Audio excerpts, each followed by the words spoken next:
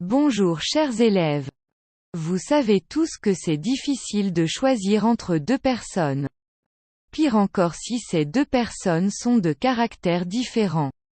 Alors, vous préférez Antigone ou Ismène? Restez avec nous pour découvrir laquelle est la meilleure. N'oubliez pas de vous abonner à notre chaîne. Si la vidéo vous a plu, n'hésitez pas à cliquer sur « J'aime ». Sujet de la production écrite. Nombreux sont les gens qui considèrent Antigone comme une personne têtue et anormale, contrairement à sa sœur Ismène qui est une fille qui aime la vie. Lequel de ces deux personnages a attiré votre attention? Vous développerez votre réflexion en vous appuyant sur des arguments et des exemples.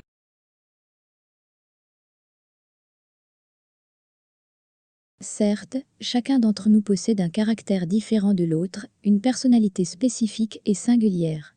Mais, personne ne peut nier que la personnalité d'Antigone est étrangère, et un peu bizarre, surtout en comparaison avec sa sœur Ismène, vu qu'elles ont eu la même éducation, et les mêmes parents. À vrai dire, l'une est sociable, aimable, et raisonnable, l'autre est plutôt solitaire, détestée, et impulsive. D'ailleurs, certains préfèrent la personne d'Antigone, d'autres choisissent celle d'Ismène. Alors, pourquoi cette différence? Dans ce qui suit, nous allons présenter les motifs des adjuvants sans oublier ceux des opposants. Pour soutenir leurs convictions, les adjuvants affirment qu'Antigone est la meilleure personne qu'il faut prendre comme exemple dans cette vie, car elle a fait preuve de responsabilité envers son frère. De même, elle est courageuse en défiant les ordres du roi, elle a préféré mourir, avec son principe que de vivre lâche. De surplus, sa conception du bonheur est différente de celle des autres, car son bonheur est de réaliser ses désirs et ses devoirs peu importe les conséquences. Tout de même, malgré qu'elle soit détestée de tous, vu son mauvais caractère, elle a choisi de sacrifier sa vie, et de punir la conscience des autres après sa mort. En revanche, Ismène est préférée par une autre catégorie de gens, ils la considèrent comme une fille raisonnable et sage, elle a choisi de vivre son bonheur en paix. De plus, elle a préféré ne pas sacrifier sa vie, car elle est la sœur aînée et qui réfléchit, au lieu de transgresser la loi du roi.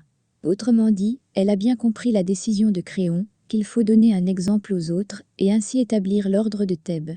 En effet, elle est belle, et elle a le goût du bonheur, de la vie, de la danse et de la musique, donc ses préférences sont différentes et uniques. Or, elle n'est pas sérieuse et pondérée, car elle a changé d'avis face à son oncle Créon. Pour conclure, il s'est avéré clairement qu'elles sont deux sœurs contradictoires et opposées. À mon avis, je préfère la personnalité d'Antigone, car elle a risqué sa vie pour l'amour de son frère, et nous avons besoin de ce type de personne dans notre vie pour nous défendre morts ou vivants. Alors, quelle est la relation entre ce sujet et le thème de l'éducation?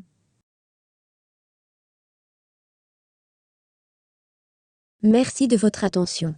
Nous vous invitons de vous abonner à notre chaîne et de nous encourager avec vos commentaires et vos remarques.